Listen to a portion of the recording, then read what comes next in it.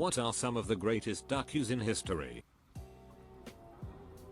When France was invaded during WW2, they cut the lines to the elevator up the Eiffel Tower, so when the Nazis went to put their flag on it, they had to take the stairs all the way up. When France fell, the staff of the Eiffel Tower were told to get the lights working so the tower would be a beacon of the Nazis' victory. The staff dragged their feet, citing electrical faults, broken parts, unavailable tools, etc. They kept it up for 6 years. The staff did such a good job of documenting their ineptitude that to this day there's no way to tell if it was deliberate or not. Except that the French had the Eiffel Tower lit up within hours of Germany's surrender. Upon being handed his death warrant, the Marquis de Favras quipped, "I see that you have made 3 spelling mistakes." That time Julius was taken as a prisoner and he was offended that his captors asked for so little hostage money, so demanded that they ask for more. They did. They got it. Upon being released, Caesar then proceeded to catch them and crucify them. You forgot to mention that he spent 38 days bossing them around during his captivity, forced them to listen to his speech and Petri, then after the ransom was paid he successfully mustered a fleet to go after the pirates while he didn't hold any political or military office. He was 25 years old at the time. Edit. Yes, it was poetry. But I like to imagine he forced them to watch his puppetry, so I'll leave my mistake for all to behold. King Philip I of Macedon sent a note to ancient Sparta saying, "You are advised to submit without further delay, for if I bring my army into your land, I will destroy your farms, slay your people, and raze your city." Ancient Sparta replied to King Philip's threat, "If edit, I've been asked to provide a source." Unfortunately, the Macedonians then proceeded to invade and despoil large parts of Laconia, so it probably wasn't the smartest reply. 50 Cent bought 200 front row tickets to one of Ja Rule's concerts in 2018 and left the seats empty in response to something Ja said on Twitter. 50 offering Floyd Mayweather $1 million to read the first page of Harry Potter was pretty lit too. In 1962, a wealthy Italian businessman met with Enzo Ferrari to discuss his displeasure with the famous luxury sports cars. His chief complaint was that the clutches didn't seem to hold up well. Ferrari responded, "The clutch is not the problem. The problem is you don't know how to drive a Ferrari and you break the clutch." The businessman happened to have founded and owned a successful tractor manufacturing company, so he knew a thing or two about vehicles. He was incensed at the reply, and not only vowed to never buy another Ferrari, but to begin building his own supercars to show Ferrari how it was done. And today, the cars of Ferrari or Lamborghini are famous worldwide. I've always been fond of the exchange between John Montagu and John Wilkes, both British politicians in the 18th century. Montagu was also the 4th Earl of Sandwich, the namesake and possibly inventor of the sandwich. During one of their many verbal battles, Montagu reportedly spat at Wilkes and said, "Upon my soul, Wilkes, I do not know whether you will die on the gallows or of the pox." Wilkes replied, "That depends, my lord, on whether I embrace your principles or your mistress." Joan of Arc's trial was known to be tedious as the church tried their hardest to find grounds for a conviction. In an attempt to trick her, she was asked whether she knew if she was in God's grace. Since the church believed no one was able to know if they were truly in God's grace, either a yes or no could be condemnable. She responded by saying, "If I am not, may God put me there, and if I am, may God so keep me." Reports on the trial say that the court was stupefied by her deft answer. It was basically a mic drop in the face of the church at the hands of what they saw as an illiterate and heretic farm girl. Joan of Arc is one of the craziest historical stories out there. The ending is obviously sad, though. She was ultimately put to death for wearing pants. She wore pants since she was in prison with other men who were trying to grape her. This was probably another setup like the one in your comment. John Paul Jones, when, in a naval battle that he appeared to be losing, the British called for him to strike his colours, surrender. He replied with, "I have not yet begun to fight." He won, and sailed both ships home. He only sailed the British ship he captured home, because his original one, the Bonhomme Richard, sank from the accumulated battle damage. when that dude on Who Wants to Be a Millionaire used his only lifeline on the final question to call his dad, not to ask for help, but to let him know he was about to win because he already knew the answer. I think he was the first person to win $1 million on the show too. Sarah Bareilles was pressured to add a catchy love song to her debut album. "I'm Not Gonna Write You a Love Song" was written as a I quit message for the label. Except it backfired. They actually liked it and they put it on the radio.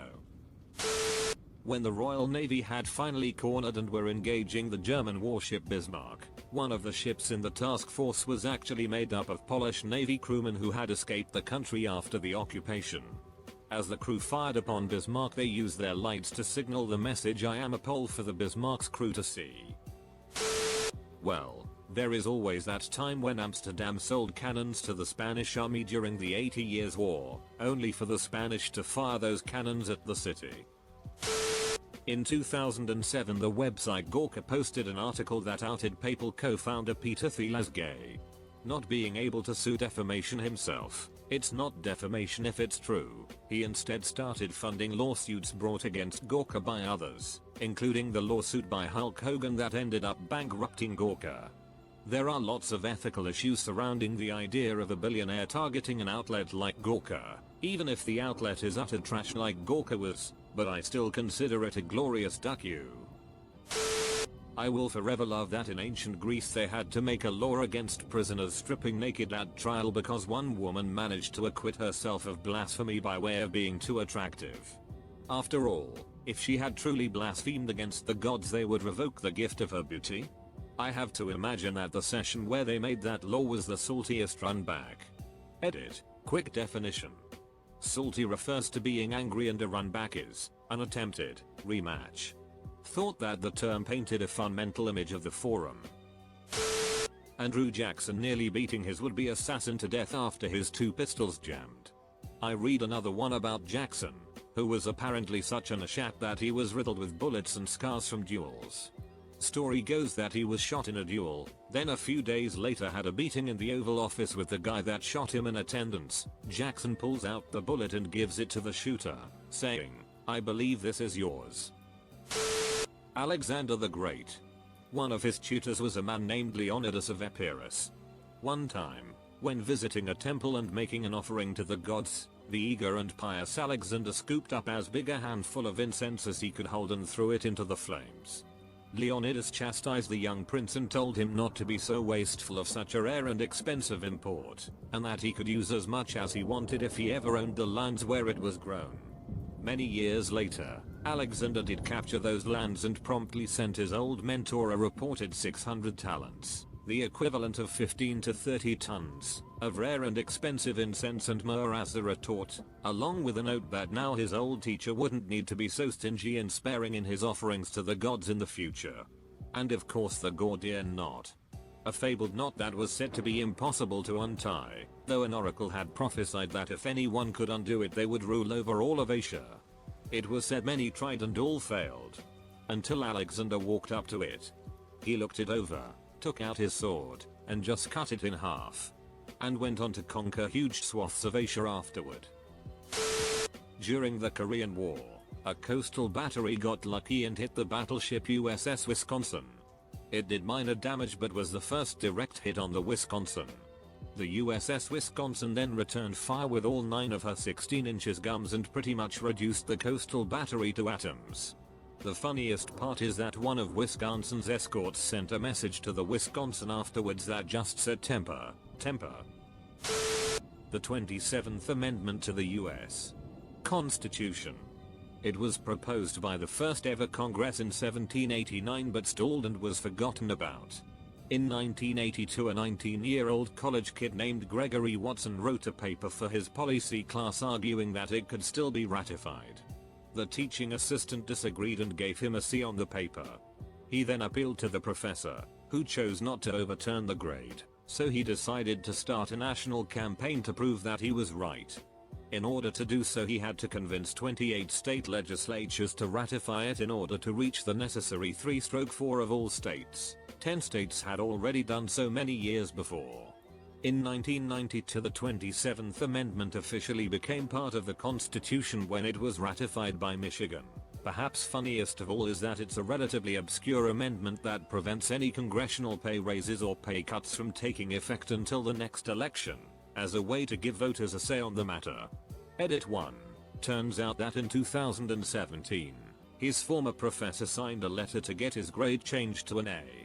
A happy ending. Edit 2. Thanks to you Matlock9, see below, and you a cute monkey's uncle, and others, for correcting me on the grade and on the number of states respectively. At the time, the popular belief was that only 9 states had ratified it, so Watson set out to convince 29 more states. When Alabama ratified it, everyone thought he needed one more state, so Michigan, which ratified 2 days after Alabama, so not a big difference, was believed to be the decisive 38th. Turns out that Kentucky had ratified it in 1792, but this was only rediscovered in 1996, meaning Alabama was actually the 38th state. The total is now at 46 states. Saint Olga of Kiev. Her husband was held by the Drevlians if I remember correctly. The king was like, maybe we should get married and consolidate our power. Which was a very bad call. She said, we need to discuss this in person, send your best troops to escort me to you and we can do the planning. The best troops show up and are immediately buried alive. So next she is like, I guess your troops never showed up, have your army meet mine outside of your city and we will celebrate our soon to be union. They agree and are like, this all seems legit, let's get real drunk. Olga's troops stay sober until every one of their troops when they are too drunk to do anything about it. At this point the Drevlians figure out they no longer have a military, and they are begging her for peace. They're like, name your terms, and she says, I want 2 pigeons and 3 sparrows from each house. They all had thatched roofs, so they brought her the birds and said thank you, leave now. She then had her men tie little burning sulfur to each of the birds' feet and set them free to fly home and burn down every single home. All as a duck you for killing my husband. Edit. Phrasing. SP. During the Battle of Bastogne, the Germans sent a team of 2 soldiers and 2 officers to offer the Americans a chance to surrender. The written message, in both English and German, was roughly 2 pages long, and detailed how the Germans had them surrounded and would move in for the hill if the Americans didn't negotiate. Us Brig. General Anthony McAuliffe's written reply, passed to the German commander, was a single word, nuts. Baffled, the German commander wondered what it meant, and was told it means you can go to hell. Stalin wanted to add Yugoslavia to the Soviet Union and Tito wanted to keep his country independent. So Stalin sent a few assassins to kill Tito. After Tito had taken care of the last one, he sent a message to Stalin telling him they had failed and that Stalin shouldn't send any more or he would send one to kill him, and he won't fail. No more attempts were made on Tito after that. The message Tito wrote Stalin: stop sending people to kill me. We've already captured 5 of them, one of them with a gun and another with a rifle. If you don't stop sending krillers, I'll send one to Moscow, and I won't have to send another. The guy who assassinated us President James Garfield was named Charles J. Gitto. He was a raving lunatic who had a really interesting story, but eventually he ended up owing a shit ton of money to some people and refused to pay it back. The creditors went to his brother John to try to convince him to get his brother to pay it back. When John wrote to Charles about his debts, Charles replied with this: find $7 enclosed. Stick it up your bunghole and wipe your nose on it, and that will remind you of the estimation in which you are held by Charles J. Gitto, which is one of the best ways to say duck you I've ever heard. Calvin Coolidge, one of our late American presidents, was nicknamed Silent Cal because he was a man of very few words. A person once seated next to him at a dinner said to him, I made a bet today that I could get more than 2 words out of you. Silent Cal replied, you lose. Explain this one in a similar form, but it keeps getting buried. After the Second World War, a group of soldiers, all Jews, held a memorial service during the Passover and Purim for the fallen Jewish comrades. The ceremony was carried out at the summer home that once belonged to Joseph Goebbels, a known hater of Jews. Goebbels wasn't shy of saying duck the Jews. So, For a Jewish memorial service on his estate was a duck you write back from Jewish soldiers. At the conclusion of the Italian unification wars, nationalist forces converged on the city of Rome for the final battle.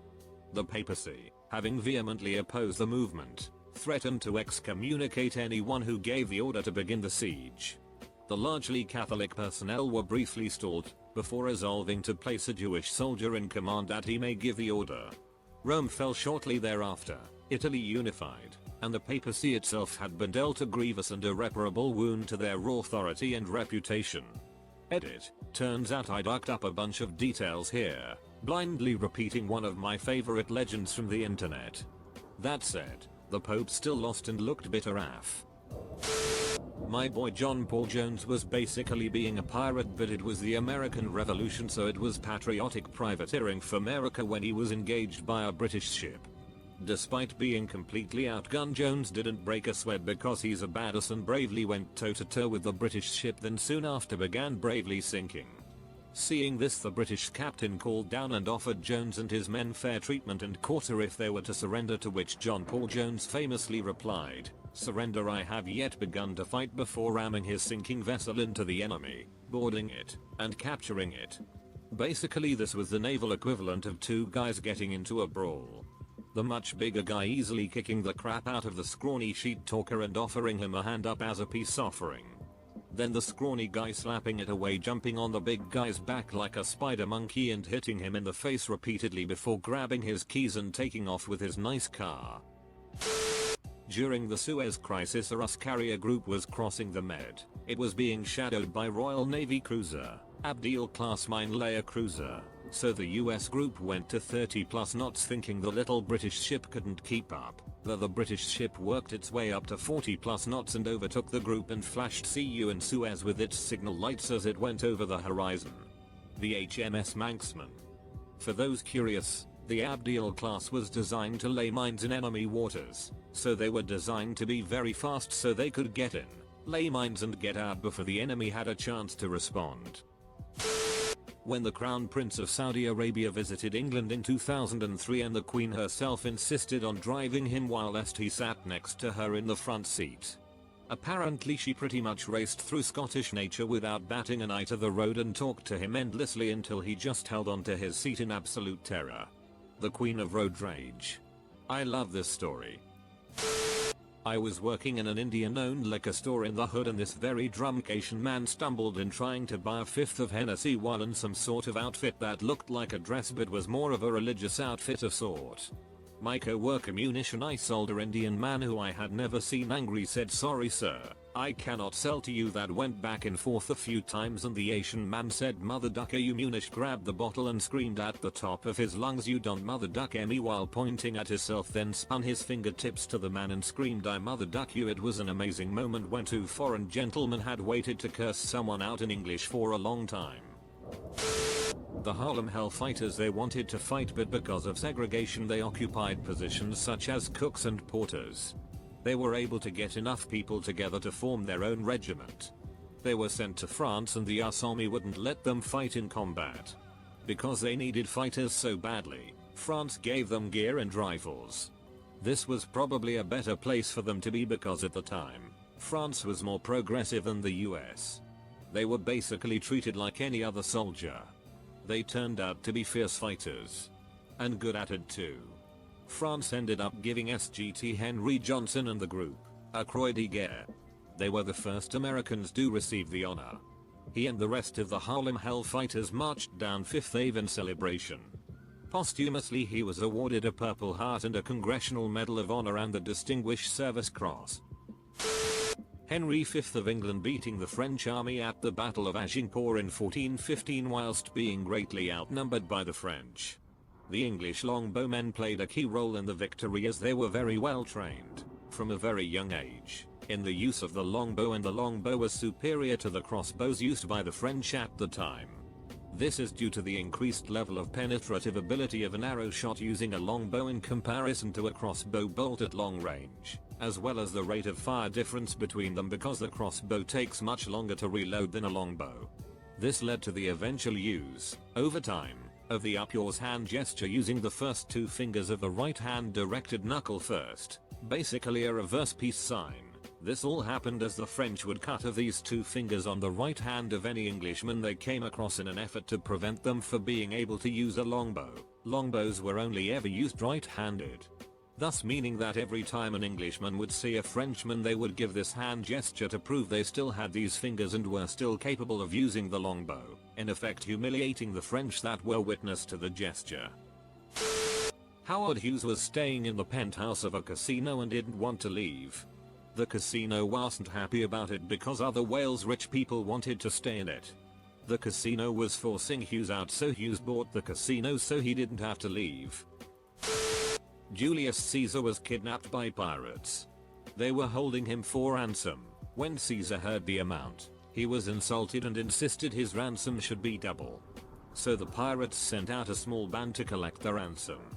During the 38 days Caesar was held, he didn't act like a captive. He acted like a captain and treated the pirates like they were below him. He would recite poetry and tell stories. He participated in games and exercises, all while behaving like he was in charge. The crew humored him and grew to like him. Caesar told the pirates that when this was all over, he would crucify them all. They laughed it off. After 38 days the ransom was collected, and Caesar was returned to shore. Immediately Caesar raised a fleet and hunted down the pirates.